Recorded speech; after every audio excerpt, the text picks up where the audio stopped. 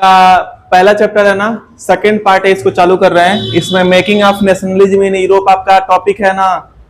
एकदम simple language में shortcut में बताऊंगा इसको। जैसे मैं इसमें इंट्रोडक्शन में क्या है कि मिड 18th सेंचुरी जानते हो। अगर 18th सेंचुरी की बात आएगी तो आपका कौन सा साल होता है 18th सेंचुरी में? कौन सा साल होता है? 1700 से 1800 के बीच में। और यहाँ पे जब मिड 18th सेंचुरी आएगा तो इसका मतलब क्या होगा? 1750 के आसपास। कब? 1750 के आसपास। पूरे यूरोप की बात थी, समझते रहना। 1750 के आसपास पूरे यूरोप में कहीं भी नेशन की बात नहीं हो रही थी, कोई भी देश की बात नहीं हो रही थी। देश किसे बोलेंगे? नेशन स्टेट कैसे बोलेंगे? जहां पे एक भाषा बोली जाए, एक कल्चर हो, एक हिस्ट्री हो और लोगों की एक आइडेंटिटी हो। पूरे मतलब 18th सेंचुरी के मिड में कहीं भी नेशन स्टेट की थियरी नहीं थी। कहीं भी common language, common culture, common history और कॉमन आइडेंटिटी नहीं थी। मतलब नेशनलिज्म जो चैप्टर हम लोग पढ़े ना, making rise of nationalism in Europe, तो 1750 तक तो नेशनलिज्म शब्द का कहीं उदय ही नहीं था। तो हम आगे पढ़ेंगे कि नेशनलिज्म भारत में, मतलब ये सॉरी यूरोप में नेशनलिज्म आया कैसे। चलो इसको करो, ये इंट्रो है। आप देखो, मिड 18th सेंचुरी में हम लोग देखेंगे कि उस समय की सोसाइटी कैसे थी। जैसे फ्रेंच रिवॉल्यूशन में हम लोग पढ़े हैं कि वहां की फ्रांस की सोसाइटी कितने पार्ट में डिवाइड थी? 3। नोबेलिटी, क्लर्जी और कॉमन पीपल था ना, थर्ड स्टेट वाला। वैसे ही यूरोप में सोसाइटी 2 पार्ट में बटी हुई थी। एक आपका एरिस्टोक्रेसी क्लास और दूसरा आपका पीजेंट क्लास। एरिस्टोक्रेसी क्लास उसे बोलते हैं जिनके पास जमीन ज्यादा थी, जो पैसे जिनके पास ज्यादा था। उनका एक ही भाषा था, वो कौन सी भाषा बोलते थे? फ्रेंच भाषा बोलते थे। और मान लो कि जो एक ग्रुप अमीर है, दूसरा ग्रुप अमीर है, वो आपस में शादी कर लेते थे। जैसे इधर से लड़का उधर से लड़की शादी कर लेते थे और उनका जो मैरिज टाई हो जाता था और वो एक दूसरे के साथ क्या था? कॉमन वे में रहते थे। दूसरा जो ग्रुप था उसे हम क्या बोलते हैं? पीजेंट। 2 चीज होता है, एक पीजेंट होता है, एक फार्मर होता है। अगर किसी का अपना जमीन है, वो खेती करे, उसे क्या बोलते हैं? फार्मर। और जिसका जमीन नहीं है, दूसरे के खेतों में जाके काम करे, उसे हम क्या बोलते हैं? पीजेंट। जैसे गांव में बटाईदार होता है ना, दूसरे की जमीन में जाके काम करते हैं। तो देखो, ये गरीब लोग थे और इनके पास कोई जमीन नहीं थी, क्योंकि ये दूसरे की जमीन में क्या करते थे? काम करते थे। सेम आपका फ्रेंच रिवॉल्यूशन की तरह, जैसे फ्रेंच भी तो आपका यूरोप में ही था ना। तो फ्रेंच में जैसे था कि वहां पे फर्स्ट स्टेट और सेकंड स्टेट के पास पैसा ज्यादा था और उनकी जनसंख्या क्या थी? कम। और थर्ड स्टेट के पास न जमीन थी न पैसा था और उनकी जनसंख्या क्या थी?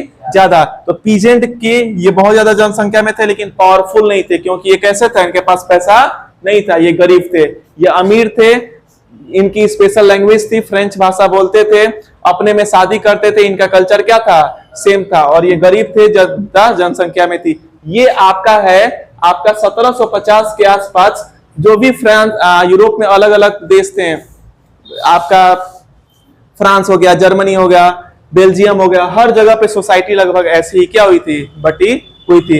अब हम पढ़ेंगे इसके आगे कि कैसे इस सोसाइटी में से चेंज होके एक नया क्लास बना। उस क्लास के बारे में पढ़ेंगे। नोट करो पहले इसको। हम जानते हैं कि यूरोप की सोसाइटी कितने पार्ट में डिवाइड थी? बताओ किसमें? कौन कौन सी पार्ट? एक एरिस्टोक्रेट, दूसरा पीजेंट। लेकिन जब इंडस्ट्रियल रिवॉल्यूशन होगा, यूरोप में इंडस्ट्री सेटअप होना चालू होंगे, तो कुछ लोग और क्या होने लगे? पैसा वाले बनना चालू होंगे। मतलब ना वो गरीब रहेंगे। देखो, 2 ही क्लास है। एक तो सबसे अमीर, उसका नाम क्या है? एरिस्टोक्रेसी। और एक गरीब, उसका नाम क्या है? पीजेंट। लेकिन इंडस्ट्रियलाइजेशन की वजह से कुछ लोगों के पास पैसा आने लगेगा, और पैसा आने लगेगा, वो न ज्यादा अमीर रहेंगे न ज्यादा गरीब रहेंगे। उनकी ग्रुप को हम लोग बोलेंगे मिडिल क्लास। क्या बोलेंगे? Middle class. इंडस्ट्रियल रिवॉल्यूशन के वजह से, जो यूरोप में इंडस्ट्रियल रिवॉल्यूशन आया, उसके वजह से जो 2 ग्रुप था, इनके अलावा एक और ग्रुप आ गया। कौन सा ग्रुप आ गया? Middle class. अब इसमें न तो ज्यादा अमीर और न तो ज्यादा गरीब इसमें लोग रहते थे। अब बात यह है कि ये रिवॉल्यूशन चाहते थे, तो ये पढ़े लिखे लोग रहेंगे कि नहीं? इसमें पढ़े लिखे लोग थे और इनके पास कुछ वेल्थ था। एग्जाम्पल में कुछ बिजनेसमैन आ गए, इंडस्ट्रियलिस्ट आ गए, और आपके कुछ प्रोफेसर इसमें आ गए और ये डिमांड करने लगे लिबरल नेशनलिज्म का। किसका डिमांड करने लगे?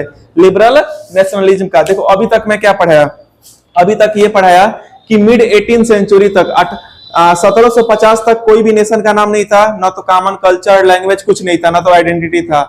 क्यों?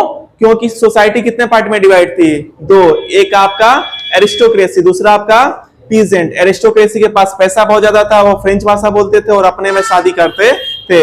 दूसरी जो क्लास थी वो पीजेंट थी, वो दूसरे की जमीन में काम करते थे और पैसा उनके पास नहीं था। लेकिन इंडस्ट्रियल रेवोल्यूशन जब हुआ तो कुछ लोगों के पास पैसा आना चालू हो गया और उन्होंने नया सोसाइटी बनाया। वो कौन सा क्लास था?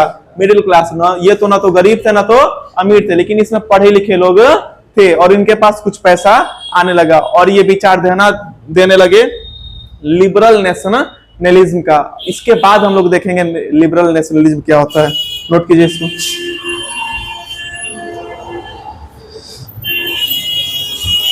आगे जो टॉपिक है इसमें अभी मैं बताया ना कि फ्रांस की सोसाइटी दो पार्ट से तीसरी पार्ट में हो गई। तीसरी पार्ट आपका उसमें मिडिल क्लास आ गया ना, और वो किस चीज की डिमांड करने लगे? लिबरलिज्म की। किसकी? लिबरलिज्म का। लिबरे मीन्स होता है फ्री, मतलब क्या होता है? फ्री। वो फ्री होने लगे और उनकी क्लास को क्या बोला जाने लगा? Middle class. अब उनकी डिमांड क्या होने लगी? वो बोलने लगे ना कि जो ऑटोक्रेसी होता है, ऑटो मीन्स क्या होता है? सेल्फ। क्या होता है? सेल्फ। मतलब जो एक है, जैसे मोनार्की है, राजा का शासन है ना, राजा का बेटा राजा होगा, एक ही उसमें है ना। तो जो एक लोग जो मतलब जो कुछ लोगों से आपका गवर्नमेंट चलती है, एक ही फैमिली चलाती है, ऑटोक्रेसी को क्या करने लगी कि नहीं होना चाहिए। क्लर्जी जो है, जो आपके फादर के पास जो पावर होती थी, वो सब चीजें नहीं होनी चाहिए। वो बोलने लगे कि कॉन्स्टिट्यूशन होना चाहिए और रिप्रेजेंटेटिव फॉर्म ऑफ गवर्नमेंट होना चाहिए, जैसे हम उसको चुन के भेजे और वो हमारे लिए उत्तरदायी होनी चाहिए। वोटिंग रूल, और वो डिमांड करने लगे कि वोटिंग का रूल होना चाहिए, लेकिन वो बोलते थे कि जिसके पास पैसा हो वही वोट करेगा, और वो औरतों के लिए अलाउ नहीं करते थे। देखो इसको याद करने का सिंपल ट्रिक, आप लोगों को फ्रेंच रेवोल्यूशन याद होगा। फ्रेंच रेवोल्यूशन, फ्रांस कहाँ आता है? यूरोप में आता है ना। हम कहाँ का पढ़ रहे हैं? यूरोप का। सेम चीज ये है, जैसे फ्रांस में पढ़े थे कि first state, second state, third state थे। थर्ड स्टेट के कुछ पढ़े लिखे लोग ही क्या किए? बगावत किए। वही जो बगावत किए वो नया मिडिल क्लास बनाया। वही वो कौन थे? मिडिल क्लास थे, लिबरलिज्म वाले। वो भी तो राजा को हटाए। फ्रांस में भी राजा हटा कि नहीं? तो आप बोल सकते हो कि यूरोप में लिबरल नेशनलिज्म जो है राजा को क्या करने दे? हटाया। फ्रांस में भी तो बगावत हुआ कि जो चर्च है, फादर है, इनके पास इतनी पावर नहीं होनी चाहिए, तो यहाँ पे क्लर्जिकल प्रिविलेज। देखो सब फ्रेंच रेवोल्यूशन से कोरिलेट हो रहा है। यहाँ पे चर्च के पास इतना पावर नहीं चाहिए। फ्रांस में भी नेशनल असेंबली ने कॉन्स्टिट्यूशन बनाया था कि नहीं? यहाँ भी डिमांड होने लगी कॉन्स्टिट्यूशन होना चाहिए और रिप्रेजेंटेटिव फॉर्म ऑफ गवर्नमेंट होना चाहिए। फ्रांस में भी जब वोटिंग की बात हुई तो बोले कि दो लोग होंगे, एक एक्टिव सिटीजन, एक पैसिव सिटीजन। एक्टिव सिटीजन में वही होंगे जो 3 दिन के बराबर टैक्स दें, मतलब जिसके पास पैसा होगा वही देंगे कि नहीं वोट। और वो बोले थे कि औरतों को वोट देने का अधिकार नहीं है। सेम वही है, जिनके पास प्रॉपर्टी होगा वो वोट देंगे और जिनके पास पैसा नहीं होगा वोट नहीं देंगे, और औरतें वोट नहीं देंगे। जब ऐसा होगा ना तो ये दोनों लोग मिलकर दूसरी जगह क्या करेंगे? प्रोटेस्ट करेंगे कि नहीं, हमको भी वोट देने का अधिकार होना चाहिए। चलो, ये किसका डेफिनेशन है? लिबरल नेशनलिज्म का। आया समझ में? देखो आगे, जब नया ग्रुप जो सोसाइटी में फॉर्म होगा, मिडिल क्लास, वो क्या होगा? लिबरलिज्म होगा ना। तो अब कुछ काम तो करेगा जब आएगा तो वो देखेंगे कि जो ट्रेडर होते हैं, जो व्यापारी होते हैं, अगर यूरोप के 2 जगह के देखोगे, एक हैम्सबर्ग और दूसरा आपका न्यूरेमबर्ग, इस जगह 2 जगह को जाने के लिए, एक जगह से दूसरी जगह जाने के लिए ट्रेडर को इतना प्रॉब्लम होता था कि 11 छोटे छोटे, एक तरह से बोलोगे चेक पोस्ट से गुजरना पड़ता था। एक स्टेट गया दूसरा स्टेट गया, ऐसा होता है ना। इतने दूरी हैम्सबर्ग से न्यूरेमबर्ग जाने में कितने पोस्ट थे, उसमें कितने बैरियर थे? 11। और जब जब वो बैरियर पास करते थे ना, उनको टैक्स देना पड़ता था, टैरिफ देना पड़ता था। कितना % टैक्स देना पड़ता था? 5%। ऐसा नहीं कि एक बार दे दिए फिर दूसरे बैरियर पे गए, वहां पे टैक्स दिए, फिर आपका धीरे धीरे करके 5% क्या करना पड़ता था? टैक्स देना पड़ता था। ऐसे प्रॉब्लम हुआ कि नहीं होगा? और देखा गया था कि पूरे यूरोप में जो ये था, अलग अलग 30 अलग अलग तरह की क्या थी, करेंसी यूज होती थी। क्या होती थी? अलग अलग तरह की करेंसी यूज होती थी। तो क्या किया गया ना कि जो लिबरल नेशनलिज्म थी 1900 ये 1833 का यह डाटा है कि छोटे से एरिया में जाने के लिए क्या था, 11 अलग अलग चेक पोस्ट थे, 11 अलग तक बैरियर थे और 5% हर जगह टैक्स देना पड़ता था। और वहां पे देखा गया था कि उस एरिया में आपका 30 अलग अलग क्या थी, करेंसी। यहाँ मान लो कि टैक्स देना है और यहाँ की करेंसी अलग है, फिर आगे गए वहां की करेंसी अलग है, वहां की करेंसी अलग है, तो ट्रेड करना बहुत टफ है कि नहीं।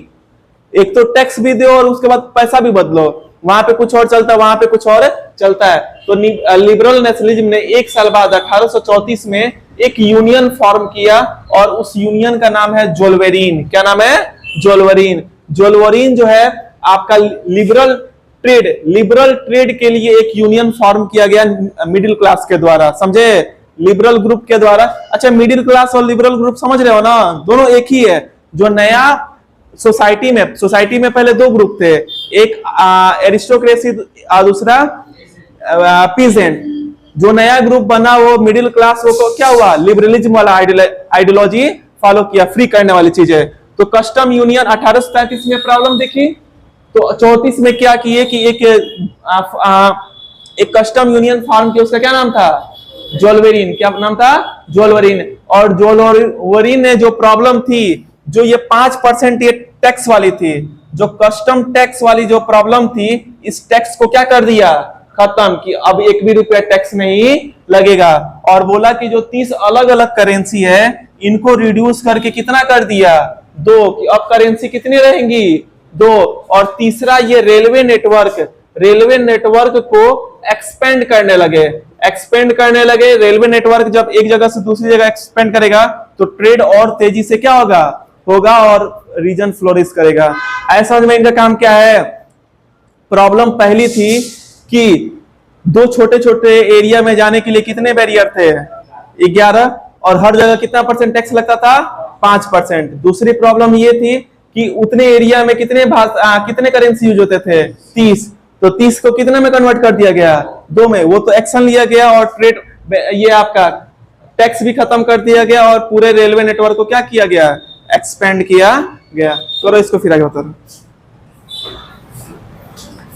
हम लोग स्टार्टिंग में क्लास अभी हम लोग पढ़े थे कि लिबरलिज्म ने क्या आइडियोलॉजी लाया, वो पढ़े ना 1833 1834 कहानी। अब थोड़ा बैक जाओ, जो आपका नेपोलियन को कब मार दिया गया। जैसे कंजर्वेटिव की आइडियोलॉजी थी 1815 में ना, अभी हम लोग पढ़े हैं जो चेंजेस हुआ था कब, 1834 में ना। अब नेपोलियन जब मरा है उसकी स्टोरी जाओ, क्योंकि बुक में टॉपिक वाइज ऐसे दिया है। नेपोलियन जो है, जैसे फ्रेंच रिवॉल्यूशन चालू हुआ था 1789 में और बंद हुआ था 1799 में, तो नेपोलियन का टेन्यूर 1799 से 1815 तक था। और नेपोलियन को वाटरलू के मैदान में 1815 में 4 देश मिलके, प्रसिया जानते हो, प्रसिया का पुराना नाम आपका जर्मनी, इस समय का नाम कौन है, जर्मनी, ऑस्ट्रिया, ब्रिटेन और रसिया, ये चारों मिलके किसको मारे, नेपोलियन को। किस मैदान पे, बैटल ऑफ वाटरलू को। और वो क्यों मारे, क्योंकि नेपोलियन जो था वो अपनी आइडियोलॉजी लाता था और ज्यादा से ज्यादा टेरिटरी एक्वायर करने की कोशिश करता था। उसको मारने के बाद ये क्या किए कि कंजर्वेटिव्स को फिर से लागे। कंजर्वेटिव समझते हो किसे बोलते हैं, जो पुरानी विचारधारा को फॉलो करते हैं, जो चर्च में विश्वास रखते हैं और जो भी चेंज है उसमें विश्वास नहीं रखते हैं। तो ये पावर, फिर देखो नेपोलियन को मारने के बाद कौन आ गया पावर में, कंजर्वेटिव। कौन आ जाएगा, कंजर्वेटिव। ये बताओ, फ्रांस में लुई 16 जो डायनेस्टी से बिलोंग करता था उसका क्या नाम था, बॉर्बन डायनेस्टी। उसके डायनेस्टी को मार दिया गया, हटा दिया गया था ना। तो जब नेपोलियन को मारा जाएगा तो उसके बाद वहां पे मोनार्की फिर से स्टेब्लिश होगी, और मोनार्की जब स्टेब्लिश होगी तो मोनार्की में कौन आ जाएंगे, वही बॉर्बन डायनेस्टी वाले। कौन से आ जाएंगे फ्रांस में, बॉर्बन डायनेस्टी वाले। कंजर्वेटिव जो है पूजा पाठ पे ज्यादा विश्वास करती है, तो चर्च को फिर से क्या कर देगी, ओपन कर देगी। जो पहले सोसाइटी चली आ रही थी, सोशल हायरार्की जैसे क्लर्जी थे, नोबिलिटी थे, ये सब था ना, जिसको तोड़ दिया गया था, हटा दिया था कि सब इक्वल है, फिर उसको क्या कर देगा, ये चालू कर दिया जाएगा, किसके द्वारा, कंजर्वेटिज्म के द्वारा। फिर यहाँ ऑटोक्रेसी अप्लाई हो जाएगी। ऑटोक्रेसी का मतलब मोनार्की होता है। क्या होता है? मोनार्की। राजा का शासन फिर से क्या हो जाएगा? चालू हो जाएगा। और सेंसरशिप को अप्लाई कर दिया जाएगा कि तुम कुछ भी छाप सकते हो बिना, कुछ भी नहीं छाप सकते हो बिना हेड के परमिशन के द्वारा।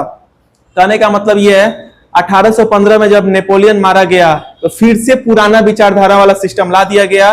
क्या लाया गया? जो नेपोलियन लाया था, जो नेपोलियन चेंज किया, जो भी चेंज किया था उसको क्या कर दिया गया था? हटा दिया गया था। हटा दिया गया था। जैसे चर्च को फिर से खोल दिया गया, बोला गया कि फिर से मोनार्की चालू हो जाएगी, ऑटोक्रेसी चालू हो जाएगी, पुरानी वाली जो सिस्टम है वो फिर से चालू होगी, फिर आपका सेंसरशिप रहेगा, और ये सब चीजें आपकी बोली गई थी। और देखो, जब 1815 में ये लड़ाई हुई थी, जब नेपोलियन को हराया गया था वाटरलू के मैदान पे, तो कुछ ना कुछ ट्रीटी साइन होगा ना। जैसे ये 4 देश के लोग हैं, 4 देश के लोग हैं, कुछ ना कुछ ट्रीटी साइन करेंगे। तो वो ट्रीटी साइन करते हैं ट्रीटी ऑफ वियना। कौन सी ट्रीटी करते हैं? Treaty of Vienna. और ये कब करते हैं? 1815 में। और इसके हेड बनाया जाता है, जैसे ऑस्ट्रिया है ना, ऑस्ट्रिया का चांसलर, वहां का पीएम जो है उस समय ड्यूक मीटरनिच। क्या नाम था? ड्यूक मीटरनिच। ड्यूक मीटरनिच को वहां का क्या बनाया जाता है? हेड चांसलर बनाया जाता है। और वो क्या करता है? अभी जो बताया, फ्रांस में बॉर्बन डायनेस्टी को फिर से क्या कर दिया? रिस्टोर, कि फिर से काम करो। फ्रांस को, क्योंकि देखो नेपोलियन कहां तक का था? फ्रांस का। तो उनको डर था कि फ्रांस में ये रिवोल्यूशन हुआ है, फ्रेंच रिवोल्यूशन फ्रांस में हुआ था ना, उनको डर था कि फिर से फ्रांस में क्रांति ना फैले, तो उसके चारों तरफ से स्टेट को क्या कर दिया गया था? लॉक कर दिया गया था कि यहाँ पे ये स्टेट, कुछ स्टेट यहाँ पे ये रहेंगे, ताकि इससे ये बाहर ना जा पाए। बाहर लड़ाई करेगा तो अपने स्टेट को क्या करेगा? ज्यादा फैलाएगा। उसने बॉर्डर पे स्टेट को क्या कर दिया गया था? आइडेंटिफाई कर दिया कि ये स्टेट फ्रांस में आएगी और ये वाला स्टेट फ्रांस में नहीं आएगी। किसके द्वारा किया गया था? ड्यूक मीटरनिच। किसके द्वारा? ड्यूक मीटरनिच। और ये हेड किस ट्रीटी के थ्रू बना था? ट्रीटी ऑफ वियना के थ्रू। फिर आप देखोगे कि अब कुछ ना कुछ जैसे लड़ाई हुआ है तो सब कब्जा करेंगे कुछ ना कुछ। जो प्रसिया था उसको वेस्टर्न बाउंड्री में कुछ नया टेरिटरी मिला था। ऑस्ट्रिया को इटली का ऊपर वाला पार्ट मिल गया था। रसिया को पोलैंड का कुछ भाग मिल गया था। और लेकिन जैसे आपका नेपोलियन था ना, वह 39 स्टेट का कॉन्फेडरेशन बनाया था, एक संघ बनाया था, उसको चेंज नहीं किया गया था। या देखो, अब नॉर्मल सी चीज है, नेपोलियन के बाद जब कंजर्वेटिज्म आए गए तो उधर अब लिबरल वाली आइडियोलॉजी आ रही है कि नहीं? कुछ रिवोल्यूशनरी आएंगे कि नहीं? जो पुरानी, देखो पहले पुरानी सिस्टम थी, पुरानी सिस्टम को तोड़ के हटा दिए फ्रेंच वाले, फ्रेंच रिवोल्यूशन में। फिर आपका कौन आया? नेपोलियन आया। नेपोलियन आएगा, वो अलग अलग मेजर्स देगा। फिर नेपोलियन को हरा के कंजर्वेटिज्म आ रहा है ना। तो बात यह है कि जो आजादी का लहर सीख चुका है, जो लिबरल ग्रुप वाले हैं, वो कुछ ना कुछ बगावत करेंगे कि नहीं करेंगे? जो बगावत करेंगे उससे हम अभी पढ़ेंगे रिवोल्यूशनरी, जो आज का लास्ट टॉपिक है। इसको करो। देखो लास्ट टॉपिक देखो, हम लोग पढ़ेंगे ना। सबसे पहले क्या था? सबसे पहले राजा महाराजाओं का शासन चलता था। राजा महाराजाओं के शासन के बाद आपका क्रांति होगी और कुछ टाइम के लिए फ्रांस में क्या आ जाएगी? डेमोक्रेसी आ जाएगी। फिर नेपोलियन आएगा। नेपोलियन बहुत सारे चेंजेस करेगा। नेपोलियन के चेंज के बाद फिर नेपोलियन को वाटरलू के मैदान में हराएगा तो कौन आएंगे पावर में? कंजर्वेटिव। कंजर्वेटिव का था पुराने विचारधारा से, थोड़ा चुप रहो। कंजर्वेटिव का था कि पुराने विचारधारा के लोग थे, चर्च में विश्वास रखते थे और चाहते थे कि पहले से जो चला रहा है सोशल हायरार्की वो चेंज ना हो। उनके खिलाफ कौन खड़े होंगे? रिवोल्यूशनरी। कौन खड़े होंगे? रिवोल्यूशनरी। और ये किसके खिलाफ रहेंगे? कंजर्वेटिव के। किसके? कंजर्वेटिज्म के खिलाफ रहेंगे। और सोसाइटी बनाना चालू करेंगे। जैसे था ना कि फ्रांस में आपका जैकोबियन क्लब फॉर्म हुआ था। नेपोलियन के मरने के बाद जो सोसाइटी फॉर्म होगा, अलग अलग सीक्रेट ग्रुप फॉर्म होंगे और इनका ये काम होगा कि मोनार्की को अपोज किया जाए, खत्म किया जाए। और यहाँ पे जो ऑटोक्रेटिक रूल वही होता है कि जो राजा का शासन होता है, सिंगल हैंड में जो शासन होता है, उसको क्या किया जाए? खत्म किया जाए। जैसे सोशल ग्रुप बने हैं ना रिवोल्यूशनरी के द्वारा। एक इटालियन रिवोल्यूशनरी था, इसका नाम था गुसेपी मजीनी। क्या नाम था? गुसेपी मजीनी। इसके बारे में इंपॉर्टेंट है क्योंकि इसने 2 सोसाइटी बनाई थी, एक यंग इटली और एक यंग यूरोप। एक क्या था? Young Italy, young Europe. Young Italy बनाया था मार्सेलिस शहर में, और यंग यूरोप बनाया था बर्न जगह पे। कहां बनाया था? बर्न। अब देखो पावर, लेकिन इतने इंपैक्टफुल नहीं होंगे ना, क्योंकि पावर में कौन थे इस टाइम? कंजर्वेटिज्म। और ये चाहते थे कंजर्वेटिज्म को हटाना, सोसाइटी में लाना, चेंज लाना, ऑटोक्रेसी को हटाना, मोनार्की को हटाना। तो ये डर के काम करते थे। ये मजीनी को, गुसेपे मजीनी को 24 साल की उम्र में जेल में डाल दिया गया और इसको फोर्स कर दिया गया कि तुम देश छोड़ के चले जाओ। और 1831 में देश छोड़ के क्या हो गया? चला गया, इटली छोड़ के चला गया। जो मैं बताया था ना, नेपोलियन को मारा गया था बैटल ऑफ वाटरलू में, तो वहां का ऑस्ट्रिया के चांसलर को बनाया गया था, उसका क्या नाम था? ड्यूक मीटरनिच। क्या नाम था? ड्यूक मीटरनिच। ड्यूक मीटरनिच ने मजीनी के बारे में बोला था कि हमारे सोशल ऑर्डर का सबसे डेंजरस एनिमी, हमारा दुश्मन कौन है? मजीनी है। कौन है? मजीनी है। आया? गुस्से पे मजीनी है। ये आपका यहां तक फिनिश हो गया। जो थर्ड पॉइंट है उसको हम लोग कल से पढ़ेंगे। ये ले लो, इसमें मैं लिखा हूं, कोई ले लो इसको, तीनों पॉइंट ऊपर पेज नंबर 1 2 3 करके शॉर्टकट में लिखा हूं।